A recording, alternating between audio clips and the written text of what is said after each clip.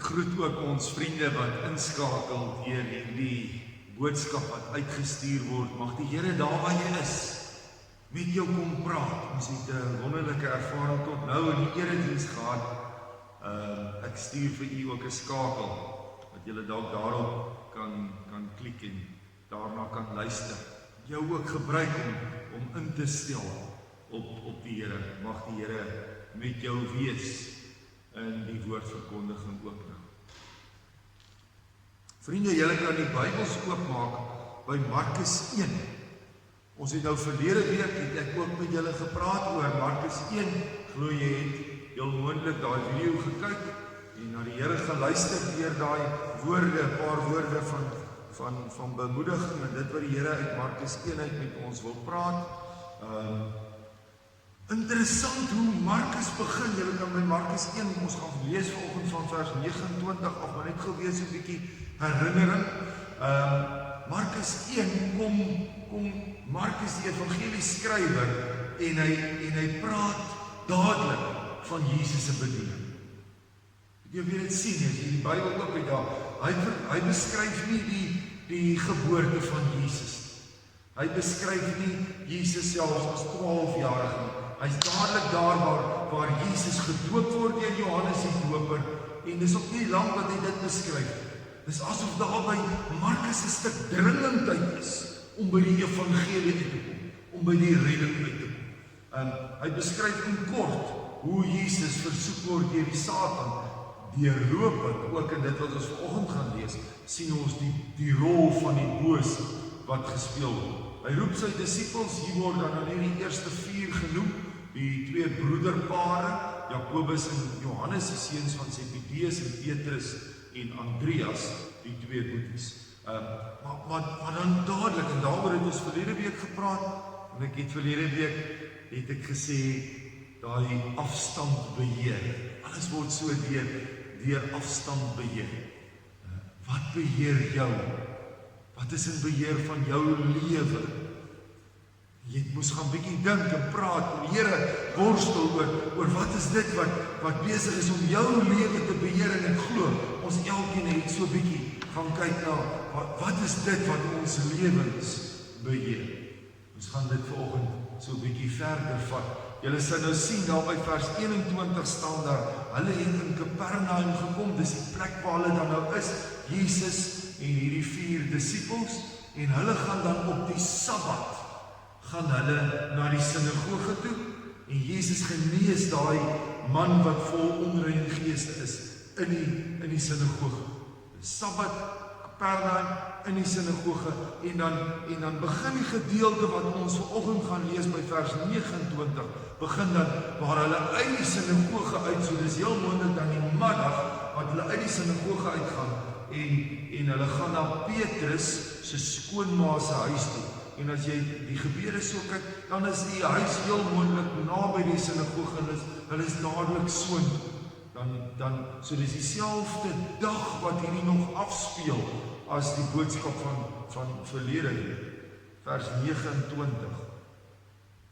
Toe die mense uit die sinagoge kom, het hulle saam met Jakobus en Johannes reguit na die huis van Simon en Andreas gegaan. Die skoonmoeder van Simon, dis Simon Petrus, het daar met 'n hoë koors siek gelê. En hulle het hom, dis Jesus, dadelik van haar vertel. Hy het na haar toe gegaan, haar hand gevat en haar regop gehelp.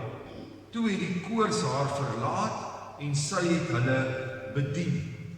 Vers 32. Toe dit aand geword het en die son al onder was, het die mense al die siekes en die wat in die mag van bose geeste was na hom toe gebring. Die hele dorp het by die deur van die huis saamgedrom. Hy het baie siekes van allerlei kwale gehad, het gesond gemaak en baie bose geeste uitgedryf. Hy het die bose geeste nie toegelaat om te praat nie, omdat hulle geweet het wie hy is. Die môre vroeg, toe dit nog nag was, het hy opgestaan en buitentoe gegaan na 'n eensame plek en daar gebid. Simon en die wat by hom was, het hom egter gesoek, en toe hulle hom kry, sê hulle vir hom, almal soek u. Maar hy antwoord hulle, laat ons ergens anders heen gaan, na die nabygeleë dorpies toe, sodat ek daar ook kan preek, want daarvoor het ek gekom. Hy het gegaan en dwars deur Galilea in hulle sinagoges gepreek en bose geeste uitgedryf. Julle kan gerus die Bybel so oophou, gaan so 'n bietjie uit van die tekste uitpraat. Ek sal van die tekste op die bord vir ons sit. Ek wil so drie hoofpunte vir ons maak. Die eerste een is om te sê dat Jesus genees. Ons is besig, ek het gesê as ons 'n tema vir die oggend kan sê, dan sê ons dit Jesus bring genesing. So die eerste punt, Jesus genees. Nadat Jesus en die disippels nou daar by die sinagoge was op die Sabbat en dan nou uitgaan die middag, gaan hulle na Petrus se skoonma se huis. En dan kyk mooi wat daar staan, sy was baie ernstig siek gewees. Onthou nou hoe dit in daai tyd werk, as jy hoë koors het, as jy ernstig siek is, soos dit hier beskryf word, heel moontlik was daar een of ander infeksie in die dame se liggaam gewees. En ons weet tog in daai tyd was daar nie apteke en dokters, daar was nie iets soos 'n antibiotika nie. So iemand wat hoë koors het, iemand wat 'n infeksie het, jy het eintlik nie raad vir so 'n persoon gehad nie. Daar was nie 'n teenmiddel daarvoor nie. So sy was eintlik besig om te sterf en hulle het dit baie goed geweet. Kyk na vers 30, dis asof daar 'n dringendheid by Petrus is. Hulle het, toe hulle uitstap by Petrus se skoonma se huis instap, hoor daar staan, en hulle het dadelik vir hom vertel. Hulle het nou gesien waartoe hierdie rabbi, hierdie leermeester wat hulle volg, waartoe hy in staat is. Hulle het dit in die sinagoges gesien, waar hy die bose gees uit die man uitgedryf het. Nou besef hulle, maar hy kan help. So hulle vat hom na sy skoonma se huis toe, en dadelik vertel hulle vir hom, kyk, hier is die dame wat siek is. Daai dadelik, ek sal ons 'n bietjie in die Grieks gaan kyk daarna, Euphios is amper in Engels is dit daai van immediate, straight away. Hulle toe hulle instap in die huis en nie eers vir hom kans gegee om asem te haal nie, maar dadelik gesê, maar hier's die dame, sy het u dringend nodig, daar's 'n stuk dringendheid. En dan vers 31, sit hom op die bord. Hy Jesus het na haar toe gegaan, die dame, haar hand gevat en haar regop geheel. Toe die koors haar verlaat en sy hulle bedien. Kyk gou vriende, dis amper 'n halwe van 'n versie word 'n wonderwerk beskryf. Ons sal baie keer wonderwerke sal in 'n hele perikoop beskryf word. Hierso, dis so, en dis waartoe God in staat is. Dis waartoe Jesus in staat is om te kan genees.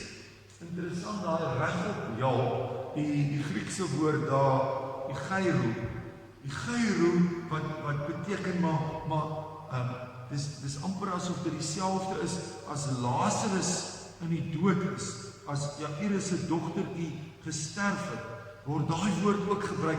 Dis die opwekking, aan die hand gevat en nie net regop gehelp nie, maar dis asof sy eintlik klaar gesterwe het. En nou kom staan hy langs haar en hy wek haar. Dit is 'n wonderwerk, dis 'n stuk genesing wat die plaasvind, om te kom sê, maar dis waartoe God, dis waartoe Jesus in staat is. Sy het opgestaan, en dan wat mooi is, toe het die koors haar verlaat, en sy het hulle dis so in dieselfde sin, en sy het hulle bedien. So die koors het nie oor 'n tydjie gebeur nie, die genesing het nie oor 'n tydjie plaasgevind nie. Jesus wek haar op, en sy staan dadelik op, en sy is dadelik gesond, volledig genees, soveel so, dat sy kon opstaan, en vir hulle kos gereed kry, en vir hulle kon bedien. Dit is verseker 'n genesing wat nie plaasvind.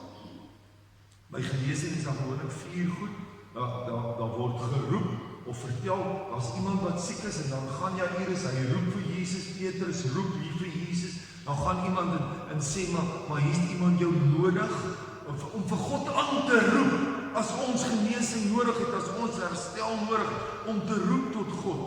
En dan kom Jesus en hy sal dit nooit los. Hy gaan dan na hulle toe, en die aanraking, hy het 'n hand gevat, die aanraking van Jairus se dogtertjie, en dan vind die genesing plaas. God wat na my en jou toe ook wil kom, vir ons wil kom genees, vir ons wil kom herstel.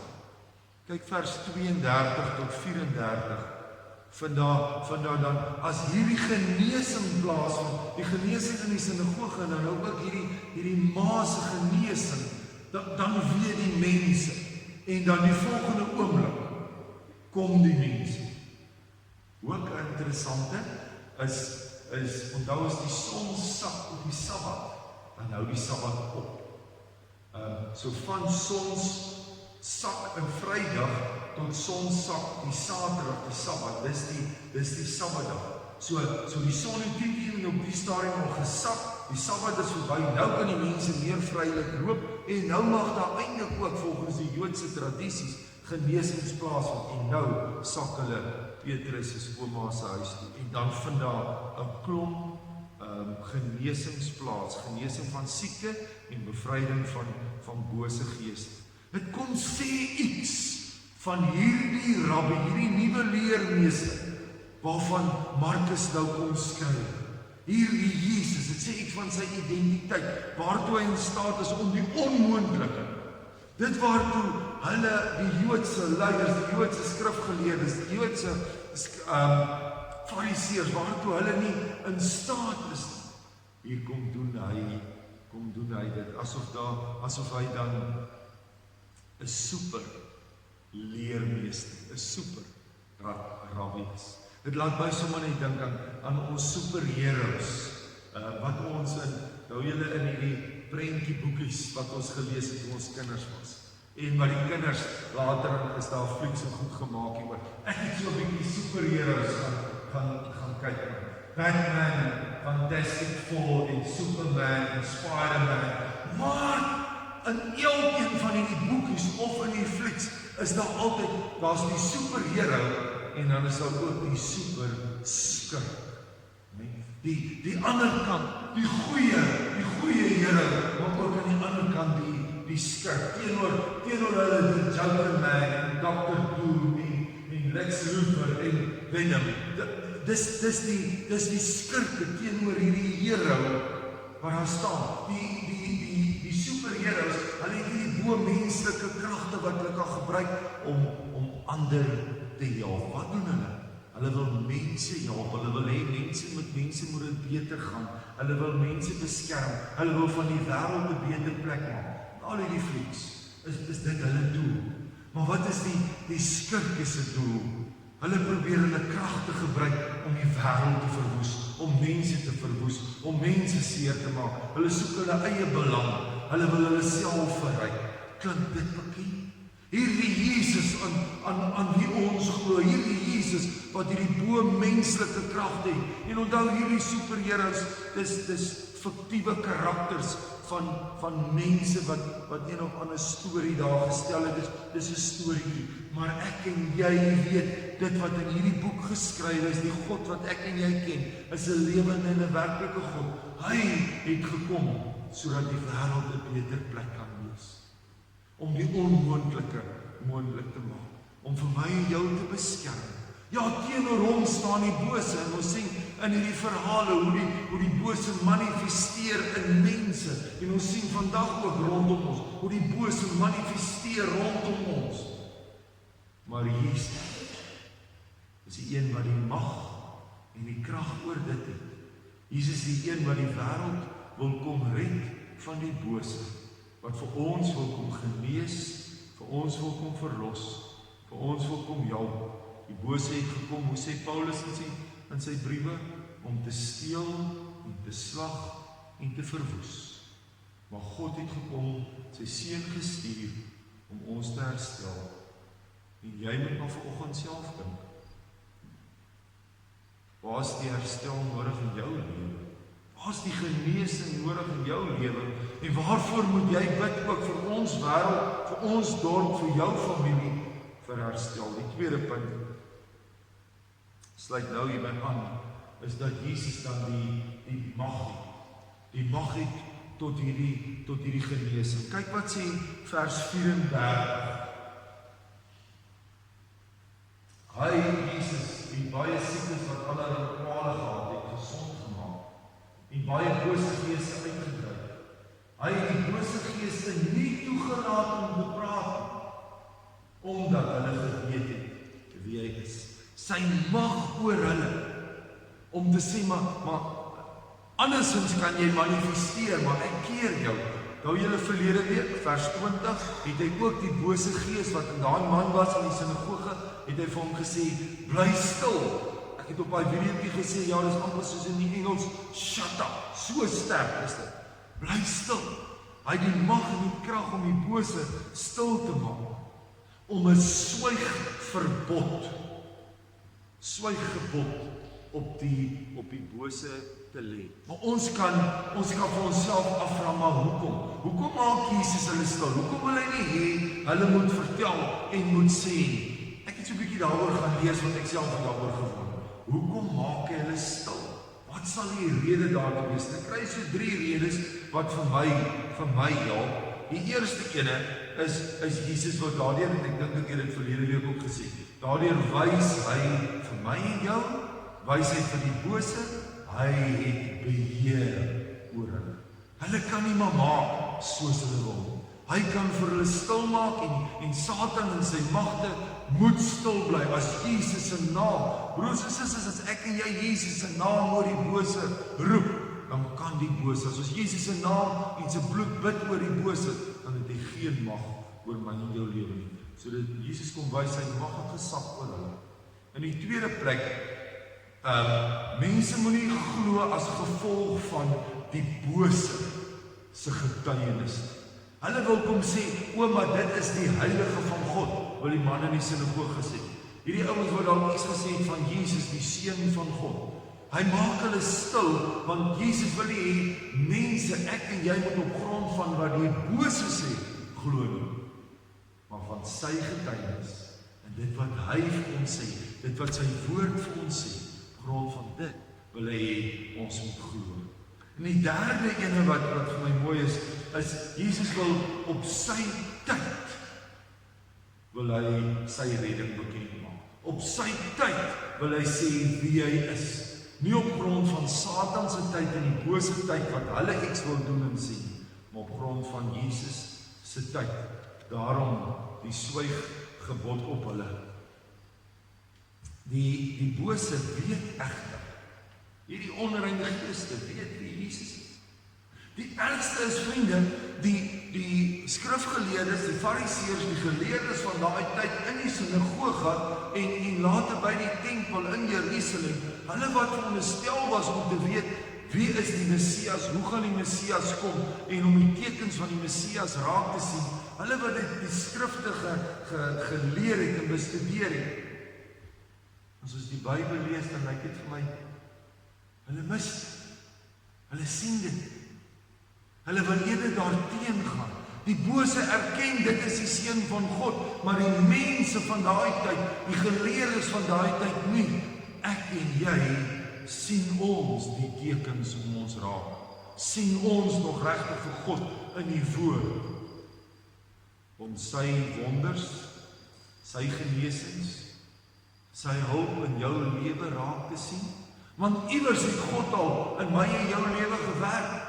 En ons het dit gesê, en 'n week of 'n jaar later dan het ons dit vergeet, mag ek en jy altyd onthou wat God in ons lewe doen, en die getuienis wat ek dan moet gaan uitdra, dat ek nie sal stil bly nie, maar dat ek dit sal gaan proklameer. Die laaste punt is Jesus kom en hy herlaai. Hy kry nuwe krag. As jy nou vers 34, vers 32 tot 34 is daai klomp mense daar is en hy doen die wonderwerke en dan dit heel moontlik laat in die aand geword, maar dan vers 35 sê, maar Jesus het opgestaan, so hy het iewers daai aand het hy gaan slaap, so hy het toch bietjie gerus, maar dan sê vers 35, ja nee, die môre vroeg, toe dit nog nag was, het hy opgestaan en buite toe gegaan na 'n eensame plek en daar gebid. So daar het 'n tyd verloop tussen vers 34 en vers 35, 'n tyd van rus, 'n tyd van slaap, maar dan vat Jesus die dag, begin Jesus die dag op die regte manier, terwyl dit nog donker was, terwyl almal nog geslaap het hy dit nodig geag as die seun van God op te staan, spesiale plek te gaan kry, daar stil te raak met die Vader en te bid en met God die Vader te praat. Kyk gou die ritme in hierdie teks, die ritme in hierdie eerste hoofstuk. Ek sit dit gou 'n bietjie vir julle op die bord. Waar hy in die openbaar, waar hy met 'n klomp mense besig is, in die volgende oomblik waar hy hom onttrek. Dan is hy weer met mense, 'n groot groep besig, en dan onttrek hy hom. Die afsondering in die openbaar. Hy wissel dit af. Hy het dit nodig om bietjie eenkant te wees. Daai vers 21 tot 28 wat ons verlede week in die sinagoge met 'n klomp mense in die openbaar wat hy bedien. Maar dan gaan hy na Petrus se ma, sy skoonma se huis, in die binnekring, net daar waar die genesing plaasvind, min mense. En dan weer die massa mense wat kom en hulle almal gesond maak. En dan weer wat hy hierdie vers 35 gaan onttrek daai vanoggend vroeg, om weer batterye te laai, om weer sterk te word vir die dag. Want daai dag weer, 'n melaatse man wat hy genees, en dan 'n klomp mense wat hy genees. En as jy 2 vers 1 lees, dan sien jy hy is weer in 'n huis op sy eie. Ek en jy, wat ook ons werk doen en besig is in die wêreld, maar dan het ons dit nodig om 'n bietjie ook in die kerk, in jou stilte te doen, in die natuur, in jou huis, daar waar jy in jou studeerkamer, of daar waar jy met God besig is. Ek en jy dit nodig. Jesus bid nie net hier nie. Markus noem 3 plekke in sy evangelie waar Jesus so alleen gaan bid. Hierdie is die een, en dan Markus 6 vers 46, daar waar die vernedering van die broodjies en visse plaasvind, net groot, 'n massa mense, 15,000 mense moontlik daar. Dis 'n klomp mense, 'n massa byeenkoms, dis seker van die grootstes wat hy gehad het. En dan stuur hy sy disippels so lank uit op die water. Wat sê hy dan vir hulle? Ek gaan op die berg om alleen te wees. Het hy nodig om met sy Vader alleen te wees. En die ander keer, Markus 14 vers 32, as hy weet wat gaan kom by die kruisiging. Hy is in die bokkamer saam met sy disippels by die nagmaal, en dan gaan hulle na Getsemane toe, na die tuin. En hy sê vir Petrus en Jakobus en Andreas, bly julle hier en waak saam met my. En hy gaan 'n entjie op sy eie. Vader, laat hierdie lydingsbeker by my verbygaan, maar nogtans nie my wil nie, laat U wil geskied.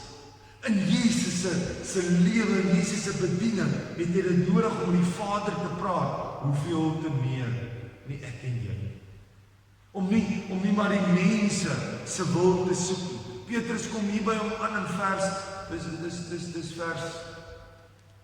vers 37, dan sê hy van, maar julle almal soek U, en U moet nou kom, en U moet aan die mense kom aandag gee. U moet daarom die populariteit laat geld, en maar hoor wat die mense sê.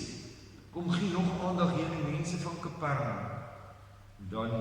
Dan is Jesus besig met sy Vader. En terwyl hy met sy Vader in afsondering besig is, vers 38 staan daar, maar hy het hulle geantwoord, laat ons ergens anders heen gaan, naby geleë dorpies toe, sodat ek ook kan preek, want daarvoor het ek gekom. Hy het dit nodig om te herlaai met die Vader, en terwyl hy besig is met die Vader alleen, kom soek hy die Vader se wil, nie my wil nie, maar laat U wil geskied.